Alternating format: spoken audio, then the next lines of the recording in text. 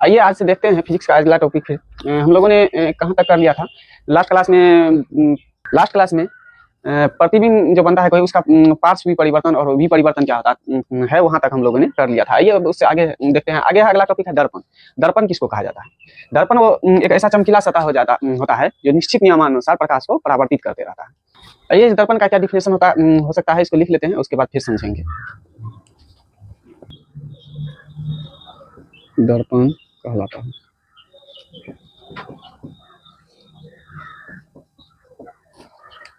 इसमें लिखे हैं डिफिनेशन में, वह चिकनी और चमकीली सतह जो नियमित रूप से अर्थात निश्चित नियमानुसार प्रकाश को परावर्तित करती है, साथ ही जिसकी एक सतह रजतीत या सिल्वर्ड हो, दर्पण कहलाता है। यानी कि एक ग्लास का टुकड़ा होगा जो जिसका एक सतह एक साइड से उस पर सिल्वर्ड किया हुआ रहेगा, यानी उसको रंगा हुआ रहेगा, इस पे से सिल्वर का एक चढ़ा दिया जाता है पतला सा कोट, और उसके बाद पीछे से उसी पे पेंट कर दिया जाता है, जिससे उस पे स्क्रैच से बचाने के लिए उस पे पीछे से पेंट लगा दिया जाता है, वही हो जाता है, उसी को दर्पण बोला जाता है। दर्पण जो होता है जिसमें हम लोग अपना चेहरा देखते हैं वही है समतल दर्पण। अब देखिए दर्पण का होता है प्रकार, कितने प्रकार का होता है उसको देख लेते हैं।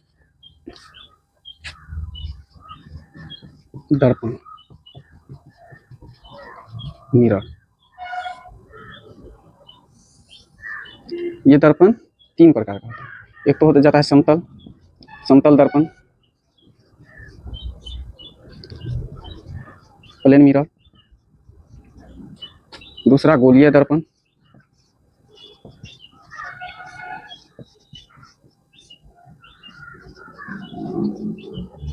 स्फेरिकल मिरर, और तीसरा होता है परवलयिक।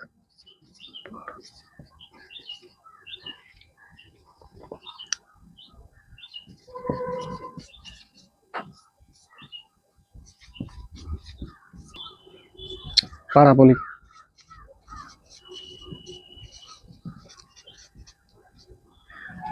अब इस फिर गोलीय दर्पण को 2 भागों में बांटा गया। एक होता है अवतल दर्पण,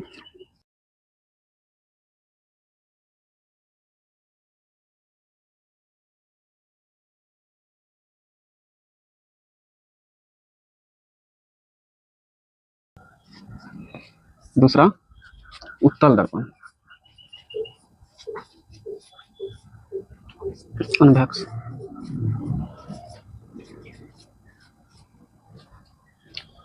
दर्पण को 3 वर्गों में पहले बांटा गया, समतल दर्पण, गोलीय दर्पण, परवलयिक दर्पण। अभी ये समतल दर्पण क्या था, गोलीय दर्पण क्या था, परवलयिक दर्पण क्या था, इसको एक-एक करके सबको लिख के समझेंगे हम लोग। उसके बाद गोलीय दर्पण जो होता है उसको पुनः फिर 2 वर्गों में किया जाता है, एक होता है अवतल, दूसरा उत्तल। इसीलिए आइए देखते हैं फिर हम लोगों ने जो अभी क्लासिफाई किया था दर्पण को, उसमें पहला था समतल दर्पण। समतल दर्पण क्या होता है?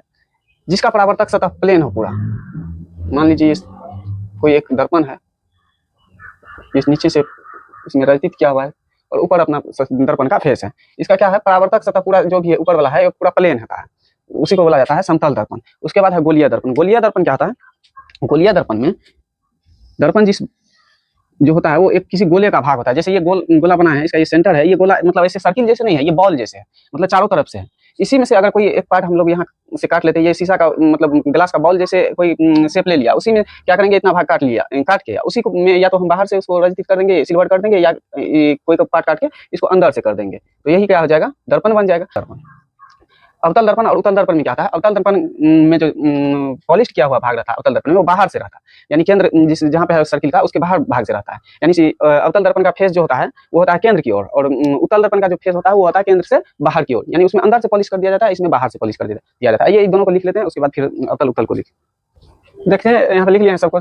सबसे पहले समतल दर्पण, जिस दर्पण का परावर्तक सतह समतल होती है। अभी हम लोगों ने क्या किया, उसको जिसका देखे थे समतल होता है, यानी कि इसका अगर बनाना रहेगा डायग्राम तो इस तरह से बना लीजिए जी। यहाँ पे ए है, यहाँ पे बी है। अब एक ग्लास का टुकड़ा ले लिया, उसको क्या किया, एक भाग से पॉलिश कर दिए, ये क्या हो गया, बन गया समतल दर्पण। इसमें कुछ नहीं है, जो हम लोग जो आईना देखते हैं शीशा, वही अपना क्या है, समतल दर्पण है, बस इसमें तो कुछ नहीं है। उसके बाद है एक गोलीय, जिस दर्पण की परावर्तक सतह किसी खोखले गोले की। अब गोलीय दर्पण इसको समझिए, इसको समझना क्योंकि इसी पे चलेगा। अब जैसे ये बॉल है, यहाँ पे इसका सेंटर है, बॉल ले लिए, अब ग्लास का बॉल है। अब इसको क्या करेंगे, कहीं से भी इसका अगर एक टुकड़ा काट लिया जाएगा, काट के उसको अगर बाहर से पेंट किया जाएगा तो क्या बनेगा, अवतल दर्पण। जो गोला में से काट के बाहर से पेंट करेंगे तो ये क्या बनेगा, अवतल दर्पण। और उसी को अगर इसी गोला का भाग अगर काट लिए, इसको अंदर से अगर हम पेंट कर देते हैं तब ये क्या बन जाता है, तब बन जाता है उत्तल दर्पण।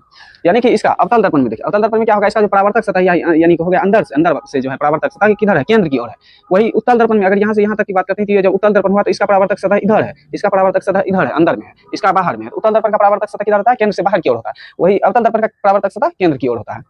वही चीज यहाँ पे लिखे हैं, अवतल दर्पण में जिस दर्पण की परावर्तक सतह केंद्र की ओर होती है अवतल दर्पण कहलाता है। इसे अभिसारी दर्पण भी। अभी जब फोकस दूरी के बारे में बताने लगेंगे तो हम बताएंगे अभिसारी क्या होता है, अभिसारी के बारे में। यानी इस दर्पण से क्या होगा, अगर हम इस केंद्र से या इस दर्पण के सेंटर को मिलाने वाली एक लाइन खींचेंगे, इसके समांतर में अगर कोई प्रकाश की किरण भेजेंगे तो यह क्या होगा, यहाँ से परावर्तन के बाद फोकस से गुजर के एक बिंदु पे आके मिलती है। कहीं से भी जाएगी तो फोकस से गुजरती है, एक बिंदु फोकस पे आके मिल जाती है। उसी मतलब एक जगह जो इकट्ठा हो जाती है उसी को क्या बोलते हैं, अभिसारित होना।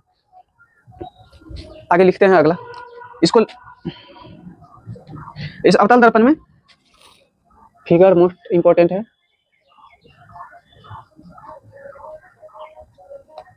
मान लीजिए यहाँ ए है, यहाँ पे बी है, ये क्या हुआ, ए बी हम इसी में से थोड़ा सा काट लिए और इसको बाहर से पेंट कर दिए तो ये क्या हो गया, अवतल दर्पण हो गया। इसमें अंदर केंद्र इधर इसका हो जाएगा। वही जब उत्तल दर्पण लेंगे तो केंद्र तो अंदर ही रहेगा, लेकिन इसका परावर्तक सतह क्या हो जाएगा, बाहर की ओर हो जाएगा। ठीक है, इतना करिए, उसके बाद लिखते हैं अगला।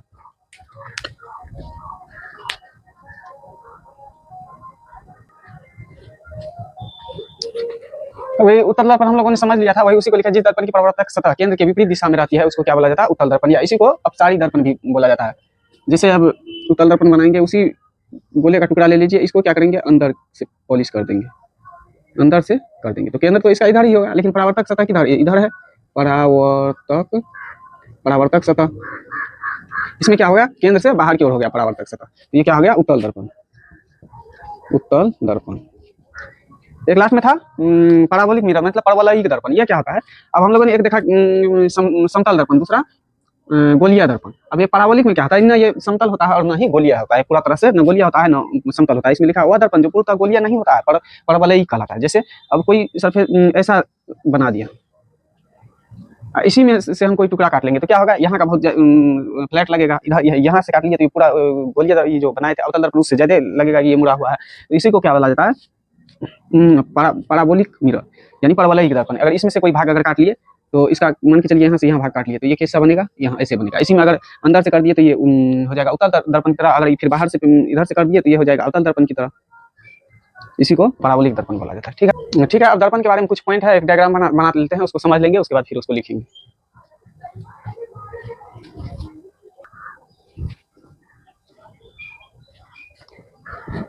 आइए देखते हैं, गोलीय दर्पण से संबंधित कुछ पद है, इसको समझते हैं। एक डायग्राम बना लिए हैं, इसी के माध्यम से समझते हैं। पहले दो चीज लिखे हैं, इसको देखते हैं, फिर आगे और लिखेंगे। पहला है वक्रता केंद्र और दूसरा है ध्रुव। दोनों को देखते हैं इसमें क्या होता है। जैसे यहाँ पे सेंटर मान के हमने क्या क्या, एक सर्किल खींच लिया, सर्किल खींच लिया। अब ये सर्किल जो है, इसी में से हमको अवतल दर्पण और उत्तल दर्पण काटना है, तो इसी में से दोनों साइड से इधर से काट लिए, इधर बाहर से हम पेंट कर दिए तो ये क्या बन जाएगा, अवतल दर्पण। और इधर जो काटे हैं यहाँ से, इसमें एम और एम डैश लिए हैं, इसमें भी ले लीजिए यहाँ से, ये एम और एम डैश, ये हो जाएगा उत्तल दर्पण, ये हो जाएगा अवतल दर्पण। क्योंकि इसमें बाहर से कर लिए है, इसमें अंदर से कर लिए, इसका परावर्तक सतह हमारा केंद्र से बाहर की ओर हो गया, इसका परावर्तक सतह जो है केंद्र की ओर हो गया।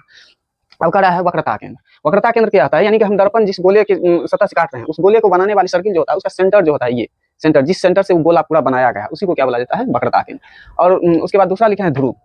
ध्रुव क्या होता है, अब मान के चलिए यहाँ से यहाँ हम ये दर्पण काट लिए, इसमें से गोला तो पूरा है, लेकिन दर्पण हम कितना काटे हैं, यहाँ एम से एम डैश इतना ही काटे हैं। अब इस दर्पण का ये तो अभी ऐसे दिख रहा है सर्कल का भाग है, लेकिन ये है क्या, एक बॉल के जैसे होता है, उसमें से काटा गया है। तो ये पूरा क्या हो जाएगा, ये उसका ये जो काटे इसका भी तो कोई मध्य बिंदु होगा, इस जो काटेंगे इसका टुकड़ा, उसका क्या होगा, एक सेंटर पॉइंट कहीं कहीं होगा। उस सेंटर पॉइंट जो होता है, उसका जो टुकड़ा काटे उसका जो सेंटर पॉइंट होता है, उसको बोला जाता है ध्रुव। इसमें भी वही होगा, उसका जो उत्तल दर्पण जो काटे उसका जो सेंटर पॉइंट होगा, उसको क्या बोलेंगे, उस दर्पण का ध्रुव बोलेंगे। ये दोनों को लिखते हैं, उसके बाद फिर अगला पॉइंट देखते हैं। ये देखिए लिख लिया है वक्रता केंद्र में गोलीय दर्पण, जिस गोले का एक भाग होता है, उस गोले के केंद्र को दर्पण का वक्रता केंद्र कहा जाता है।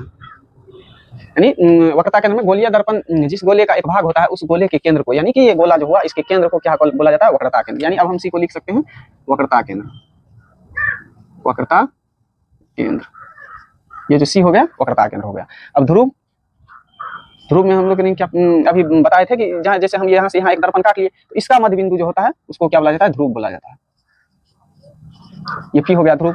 अब क्या होगा, अब देखिए, चाहे अवतल में लीजिए या उत्तल में लीजिए, अब इसका जो ध्रुव हो गया, ध्रुव और ध्रुव से इस सेंटर, जहाँ पे सेंटर है, इसको मिलाने वाली जो रेखा होगा, कोई ना कोई रेखा तो होगा, जब दोनों को मिलाएंगे तो एक रेखा होगा। उसी रेखा को क्या बोला जाता है? प्रधान अक्ष या प्रिंसिपल एक्सिस या मुख्य अक्ष भी बोला जाता है। इसी रेखाखंड को क्या बोला जाता है? मुख्य अक्ष बोला जाता है। मुख्य अक्ष, प्रिंसिपल एक्सिस। दर्पण के मध्य बिंदु यानी ध्रुव और जिस गोले का भाग है उस गोले के केंद्र को मिलाने वाली रेखा को क्या बोला जाता है? मुख्य अक्ष। वही लेके दर्पण के ध्रुव और वक्रता केंद्र को, ये जो वक्रता केंद्र हुआ, मिलाने वाली रेखा को दर्पण का मुख्य अक्ष या प्रधान अक्ष कहते हैं। अगला था दर्पण का द्वारक। दर्पण का द्वारक क्या होता है? जैसे हम लोग ये दर्पण का काट लिए टुकड़ा, काट लिए यहाँ से यहाँ तक। अब इसकी चौड़ाई तो कुछ ना कुछ है ना, यानी कि यहाँ से मान के चलिए, यहाँ से यहाँ तक, इस एम तक आएंगे, एम डैश से एम डैश तक, यहाँ तक। ये जो चौड़ाई होती है यहाँ से यहाँ तक, जितना बड़ा अपना दर्पण है, उसी चौड़ाई को क्या बोला जाता है? दर्पण का द्वारक बोला जाता है। इसी चौड़ाई को दर्पण का, ये अवतल दर्पण में अवतल दर्पण का भी जो ये चौड़ाई होगा उसी को क्या बोला जाता है? दर्पण का द्वारक बोला जाता है। अगला पॉइंट है वक्रता त्रिज्या। वक्रता त्रिज्या क्या होता है? त्रिज्या क्या होता है? जैसे देखिए, अब ये यहाँ से यहाँ हमने क्या किया? दर्पण ले लिया, इसमें भी उत्तल दर्पण में यहाँ से यहाँ उत्तल दर्पण ले लिया। अब ये दर्पण जो किसी न किसी गोले का भाग है, उस गोले का त्रिज्या, यानी उस गोला जिस त्रिज्या, जितना त्रिज्या लेके बनाया गया है, उसी त्रिज्या को क्या कहा जाता है? उसी त्रिज्या को कहा जाता है वक्रता त्रिज्या। वही लिखे हैं, यानी तो इसको दूसरे शब्दों में ऐसे भी अर्थ कर सकते हैं कि ध्रुव एवं वक्रता केंद्र, यानी इस ध्रुव को वक्रता, सॉरी, इस ध्रुव को वक्रता केंद्र से जो मिला दिए, इसके बीच की जो दूरी होती है, इसी को क्या बोला जाता है? जैसे ये हो गया सेंटर और यहाँ क्या हो गया? ध्रुव। तो ध्रुव से सेंटर यानी कि पोल से सेंटर तक की दूरी को जो हो गया, इसी को बोला जाता है रेडियस, रेडियस ऑफ कर्वेचर। इसी रेडियस लेके ये हम सब लोग सर्किल खींचे थे, तो यहाँ से यहाँ के बीच की दूरी जो होगी उसी को रेडियस ऑफ कर्वेचर यानी वक्रता त्रिज्या बोला जाता है। उसी को यहाँ लिख लिए हैं। दर्पण जिस खोखले गोले का भाग है, उस खोखले गोले की त्रिज्या, यानी दर्पण हमारा जो ये लिया है क्या, इस मतलब गोले का भाग है, तो इसकी त्रिज्या जो होगी, उसी त्रिज्या को दर्पण की वक्रता त्रिज्या कहते हैं। अर्थात दर्पण के ध्रुव एवं वक्रता केंद्र, यानी कि ये हो गया ध्रुव और ये हो गया वक्रता केंद्र, इस दोनों को मिलाने वाली, दूरी को मिलाने वाली, ध्रुव एवं वक्रता केंद्र तक की दूरी को वक्रता त्रिज्या कहते हैं। इसे आर से सूचित किया जाता है। यानी ये जो ध्रुव से लेकर अस्सी तक के बीच की दूरी हुई ना, इसको क्या कहता है? कैपिटल आर से, जहां भी लिखते हैं कैपिटल आर से लिखते हैं। अगला टॉपिक है अवतल दर्पण का मुख्य फोकस एवं फोकस दूरी। अब देखिए इसमें क्या होता है, यही हमने बना लिया है अवतल दर्पण। अब इसमें क्या हुआ, ये हमारा क्या है? मुख्य अक्ष है। CP जो है ये हमारा मुख्य अक्ष है। अब इसके समांतर ऊपर में भी खींचे हैं, नीचे में भी समांतर लाइन खींचे, यानी कि ये प्रकाश की किरणें हमारी समांतर, यानी मुख्य अक्ष के समांतर आ रही है। अब ये होता क्या है कि दर्पण पे परावर्तन के बाद, दर्पण पे पड़ने के बाद परावर्तित होती है, परावर्तित होने के बाद सभी किरणें मुख्य अक्ष के समांतर जितनी भी किरणें आ रही है, नीचे से भी और ऊपर से भी, सब क्या होता है? एक बिंदु पे आके, ये मुख्य अक्ष पे एक बिंदु पे आके मिल जाती है। यही जिस बिंदु पे, यानी प्रिंसिपल एक्सिस पे जिस बिंदु पे मिलती है, उसी को क्या बोला जाता है? उसी को बोला जाता है मुख्य फोकस। दर्पण का मुख्य फोकस वो हो गया जिस बिंदु पे आके सभी किरणें एक जगह मिल जाती है, उसी को बोला जाता है मुख्य फोकस। और इसी में है फोकस दूरी।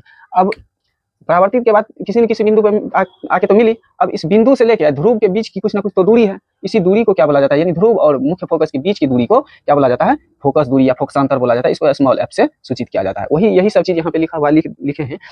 अवतल दर्पण का मुख्य फोकस एवं फोकस दूरी, इसमें लिखा है अवतल दर्पण के मुख्य अक्ष के समांतर आ रही प्रकाश की किरणें परावर्तन के बाद, यानी मुख्य अक्ष ये हो गया प्रिंसिपल एक्सिस, मुख्य अक्ष, इसके समांतर आ रही प्रकाश की किरणें, ये सब जो है प्रकाश की किरणें आ रही है, प्रकाश की किरणें परावर्तन के बाद मुख्य अक्ष पर एक बिंदु पर आकर मिल जाती है। यानी यहाँ से दर्पण पे आया, दर्पण से परावर्तन के बाद मुख्य अक्ष पे यहाँ पे आके एक जगह सब मिल गया है, मिलती है या अभिसरित होती है, मतलब अभिसरित होती है, वही होता है एक जगह आके मिल जाना।